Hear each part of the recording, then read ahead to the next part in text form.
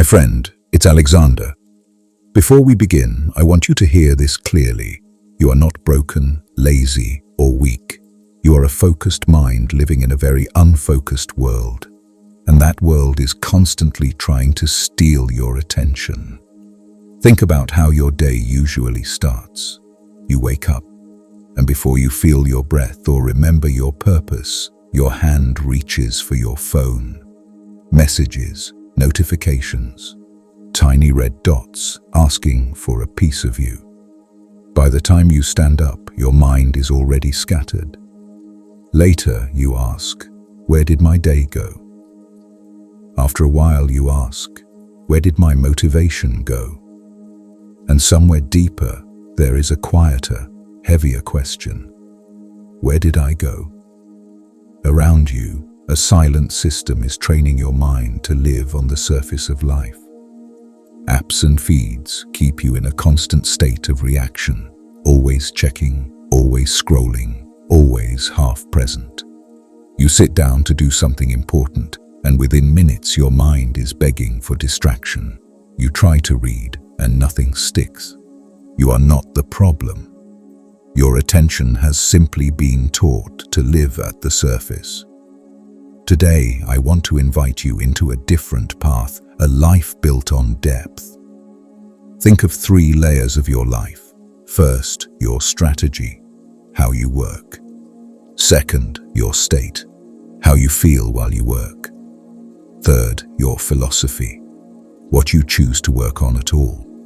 When your strategy is scattered, your state is restless, and your philosophy is unclear, life feels like noise. You move a lot, but you don't feel progress. Your days are full, but you are not fulfilled. In this series, I will walk beside you with 3 ideas: deep work, flow, and essentialism. Deep work is the habit of focusing on one meaningful task without distraction. Flow is the state where you are so absorbed in what you are doing that time seems to disappear.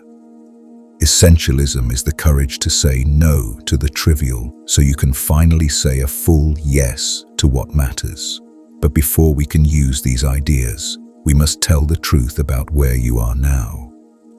Look gently at your life. How many projects have you started and abandoned? How often are you busy all day but empty at night? How many times have you said yes when every part of you wanted to say no? Your soul is not tired only because you do a lot. It is tired because so much of your energy goes to things that are not truly important to you. Deep down, you know you are meant for more than this. Not more noise, status, or stress. More depth, more presence. A life where your daily actions and your deepest values finally match. So let's imagine something very simple and very powerful. Imagine one sacred hour in your day. In that hour, your phone is away. No notifications, no scrolling, no split attention. The world is still moving, but for that hour, you step out of the noise. In that hour, you choose one thing that truly matters: writing, learning, building your business, planning your life, or being fully present with someone you love. And for that hour, you give it your full, undivided attention. At first, your mind will resist. You will feel the urge to check, to switch, to escape. That is not a sign that something is wrong with you. It is a sign of how strongly you have been trained to live shallowly. If you stay with it, even imperfectly, something begins to change. Your thoughts slow down, your breathing deepens, you feel a quiet strength returning. That 1 hour is more than productivity. It is a doorway into a deeper life. It is the beginning of deep work. It is the doorway to flow. It is the first act of essentialism where you say, for this moment, this is what truly matters. To walk through that doorway, you must be willing to leave something behind. The habit of constant checking. The belief that you must always be available. A commitment that drains you but gives you nothing real in return. To live deeply, you do not need to change everything at once. You simply need to start choosing differently in small, specific moments. Choose one activity that will receive your full attention tomorrow. Just one. Decide what it will be and when you will do it. Write it down. When the time comes, put your phone away. Close everything you don't need and say to yourself, "For this time, I am here." You will feel more present and more powerful, a little more like yourself. This is how a life of depth begins, not with pressure or perfection, but with one honest, focused moment at a time. Your mind can learn to go deep again. Your heart can remember how to be fully present, and you can reclaim your life from the noise. In the first part, we opened our eyes to a quiet truth. Your attention is under attack, not because you are weak, but because the world is loud.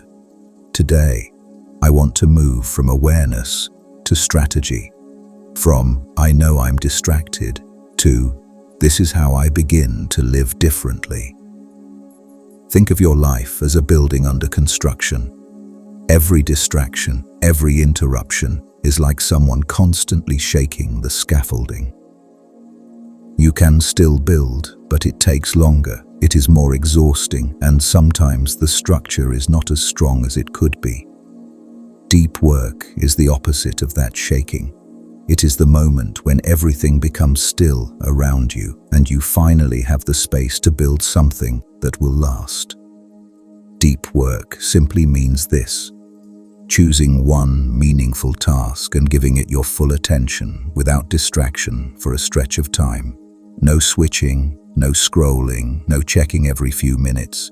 Just you and the work in front of you. It sounds simple, almost too simple. But in the world we live in now, this is almost a spiritual act.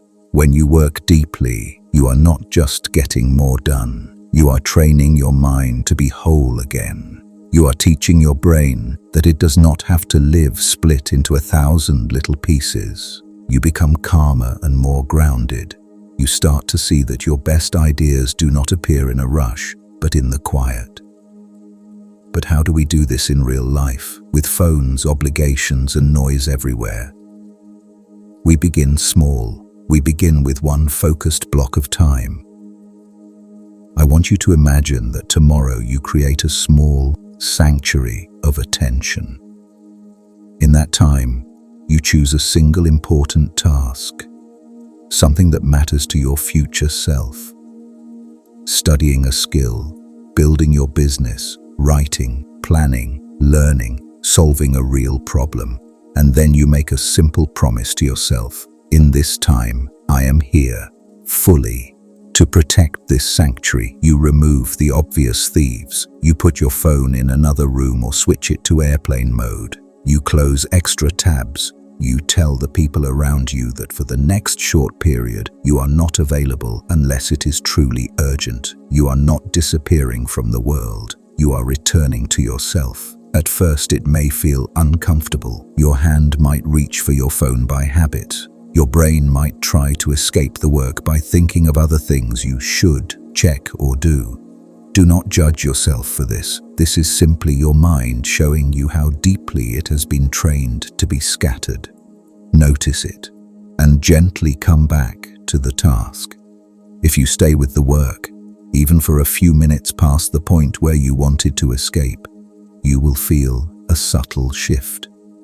Your thoughts begin to line up instead of collide. You stop fighting yourself. You are not dragging your mind to the work anymore. The work starts to pull you in. Time begins to move differently. You look up and more minutes have passed than you realized. That is the doorway to flow. We will talk more about that in another part. For now, I want you to see that deep work is how you open that door.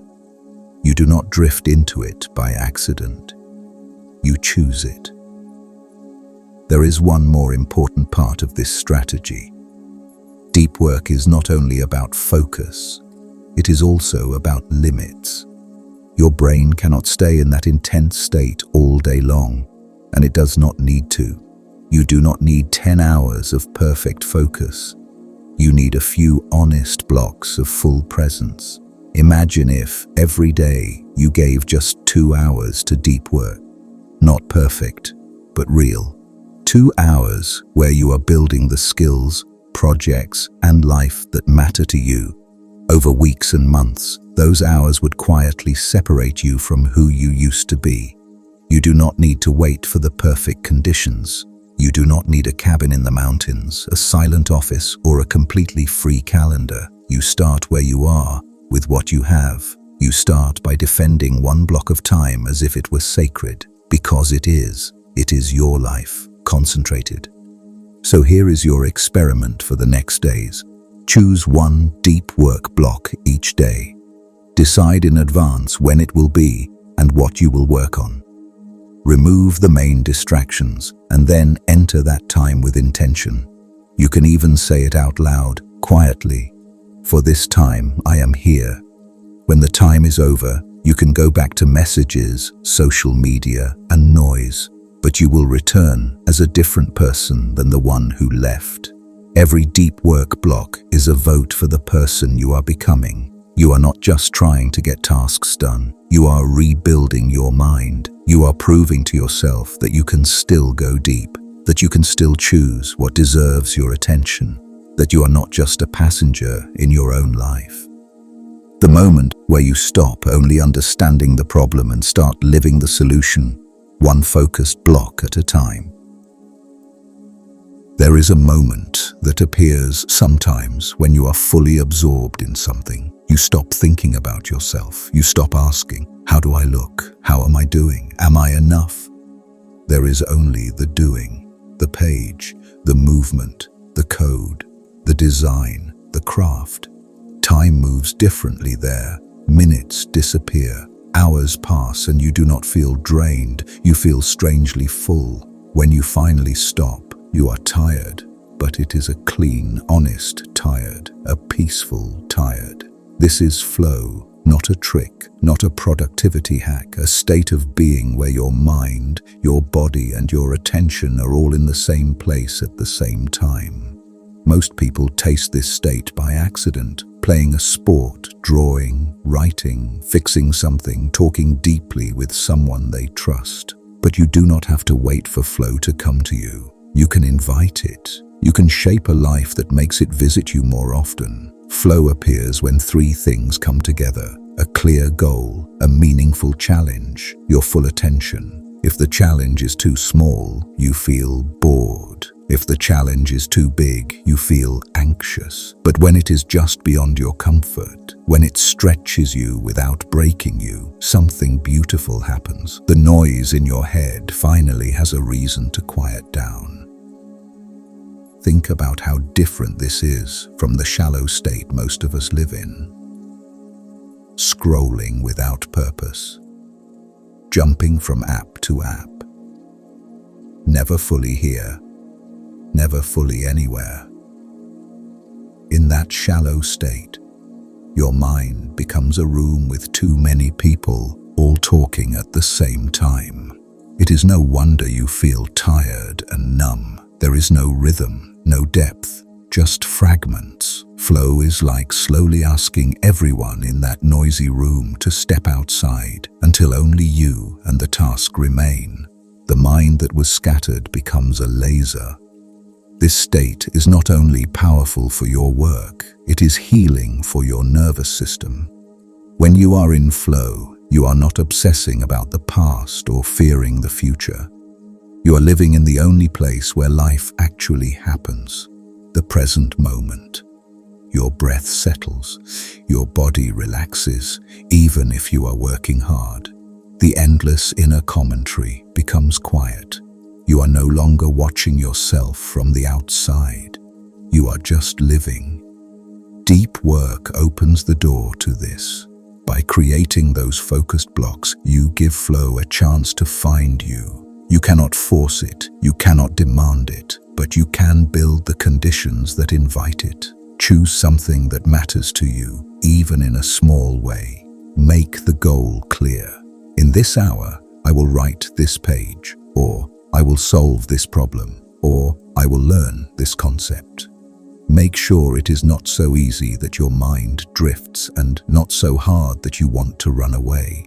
Then remove distractions and begin. At first, it may feel like nothing special is happening. You may feel clumsy or slow. That is normal.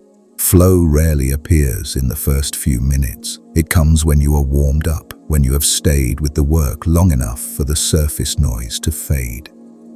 You might notice the shift when you suddenly realize you have not checked your phone for a while, or when you look at the time and say, "Already?" or when you feel a strange calm in the middle of effort.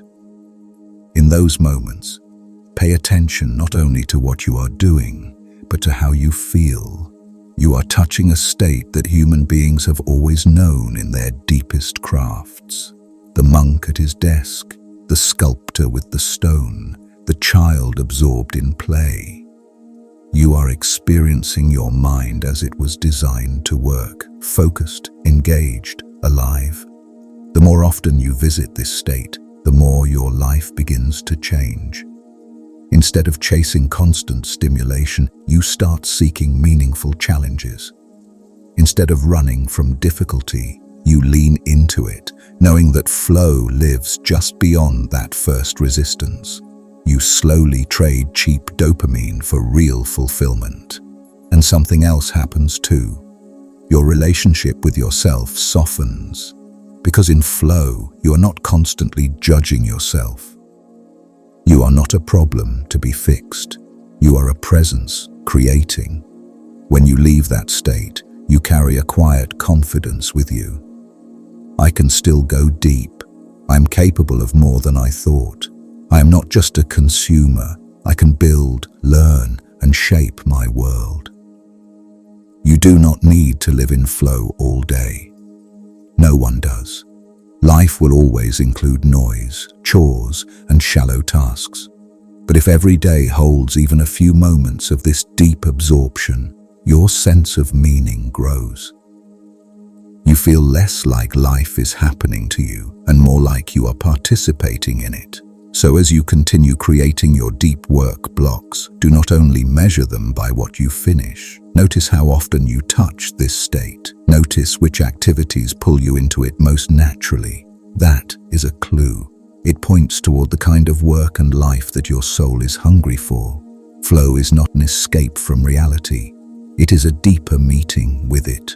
A moment where you and your task, you and your life finally move as one. There is a quiet tragedy hidden inside a busy life. You can be focused, you can work deeply, you can even touch flow, but if you pour all that beautiful attention into the wrong things, you can climb a ladder for years and only at the end realize it was leaning against the wrong wall. That is why you need something more than focus. You need wisdom in what you choose to focus on at all. This is where essentialism enters your life. Essentialism is the discipline of less but better. It is the art of choosing a few things that are truly worthy of your time, energy, and soul, and gently letting the rest fall away.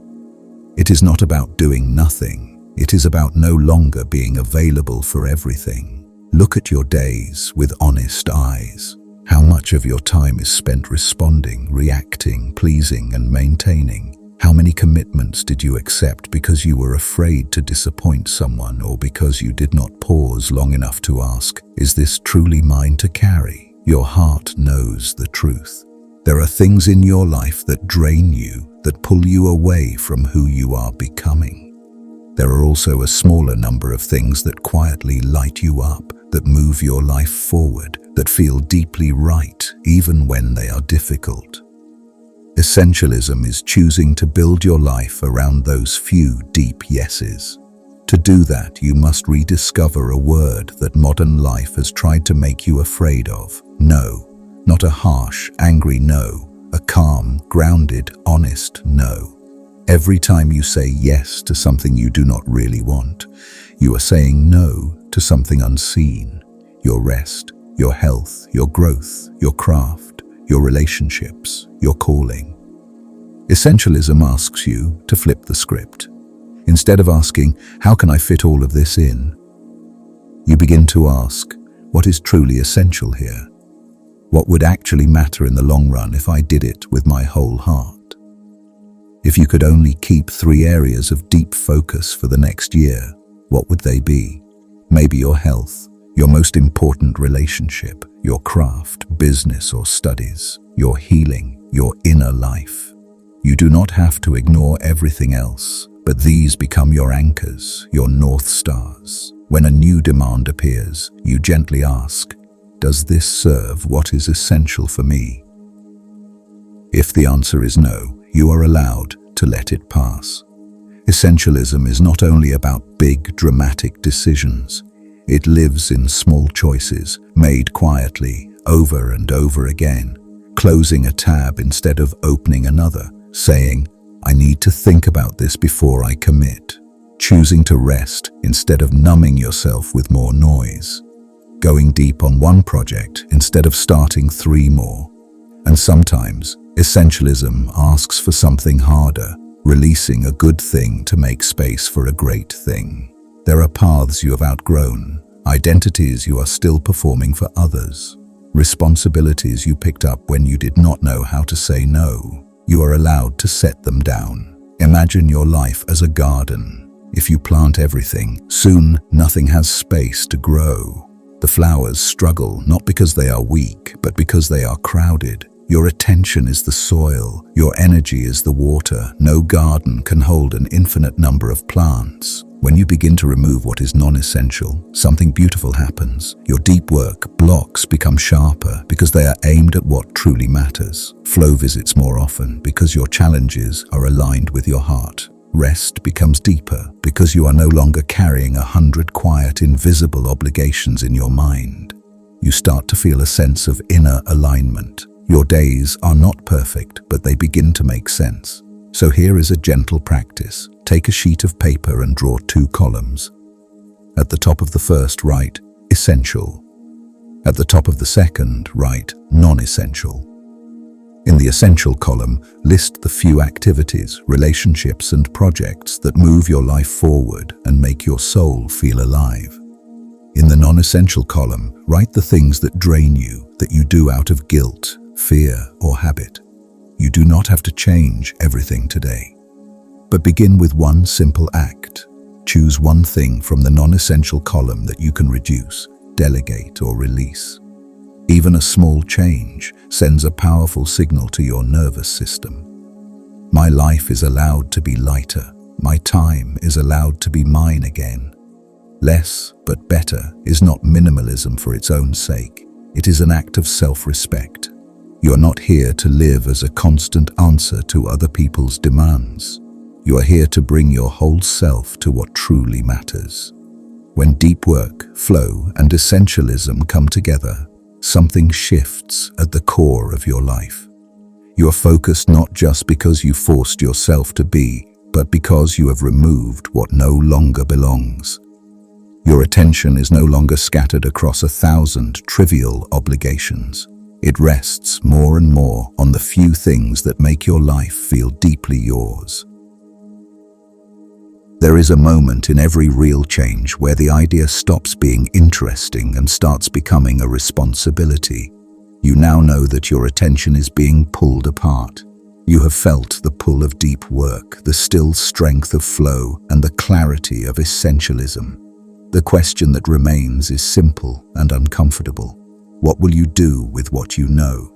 Knowing that distraction is a problem will not save you.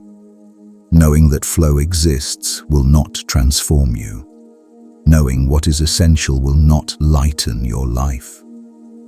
Life changes when you begin to live as if your focus, your inner state, and your choices are sacred. Deep work is how you direct your focus. Flow is how you experience your work from the inside. Essentialism is how you decide what deserves that focus at all. These are not 3 separate ideas. They are 3 parts of a single way of living, a life of depth. First, you choose what matters. This is essentialism. You look at your life with honest eyes and say, if I cannot do everything, what are the few things that truly deserve my best energy?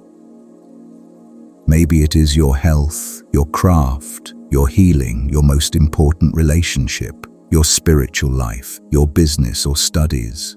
You do not need a perfect answer. You just need a truthful one, a small list of deep yeses. Then you give those yeses real time and real attention. This is deep work. You carve out blocks in your day where those essentials receive your full presence. You put your phone away. You close the doors you can close. You commit to one task that serves what you have called essential, and you stay with it. Inside those blocks, when the challenge is meaningful and you stay with it long enough, flow appears. Not every time, not on command, but often enough to change how you feel about your life. You stop living as a scattered observer and begin to feel like a participant again. Essentialism chooses the target. Deep work aims your attention at it. Flow is what happens when the arrow flies. You will not live this perfectly. No one does. There will be days when you fall back into scrolling, into noise, into saying yes to what drains you. There will be mornings where you break your promise to yourself. There will be seasons where life is chaotic and you have less control over your time. Do not use those days as evidence that you are broken. Use them as reminders to return. Your power is not in never falling. Your power is in coming back again and again to what you know is true. So let's make this very simple. Imagine your day as a small altar. On that altar, you place 3 quiet commitments, 1 essential priority, 1 block of deep work, 1 moment of flow, if it visits you. Your essential priority is the answer to this question. If I only moved 1 thing forward today, what would matter most to my future self? Your deep work block is the time you give that priority your undivided attention, even if it is just 30 or 60 minutes. Flow is not a goal you chase. It is a guest you prepare for. You set the table by working with focus on a meaningful challenge. If it comes, you receive it with gratitude. If it doesn't, your time was still well spent because you honored what is essential. Over weeks, this simple pattern begins to rewire you. You stop living on autopilot. You begin to feel a growing sense of trust in yourself. When I say something matters to me, I show it with my time. And that trust is healing. So much of your pain does not come from what others have done to you, but from the times you abandoned yourself, the times you knew what mattered and still walked away from it. Deep work, flow, and essentialism are not just tools for productivity. They are a way of repairing that relationship with yourself. Every time you choose the essential over the trivial, you tell yourself, my life matters. Every time you sit down for deep work when you could have numbed yourself, you tell yourself, my future is worth effort. Every time you touch flow, you remember, I am not just a passenger in this world. I can shape, create, and contribute. So, as we close this journey, imagine a version of yourself 1 year from now. A person who protects a few deep yeses instead of saying yes to everything. A person who regularly enters deep work blocks. A person who has tasted flow enough times that effort feels less like punishment and more like participation in something meaningful. That person is not a fantasy. They are built in small choices, repeated gently, with patience. 1 essential priority at a time. 1 focused block at a time. 1 present moment at a time. You do not need to wait for a new year, a new month, or a perfect Monday. You are allowed to begin living this way today, with the next hour, the next choice, the next breath. You are not behind. You are exactly on time for this new beginning.